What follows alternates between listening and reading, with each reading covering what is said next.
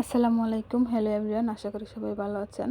আলহামদুলিল্লাহ, দেখতেই পাচ্ছেন ভাপা পিঠার জন্য প্রসেসিং চলছে।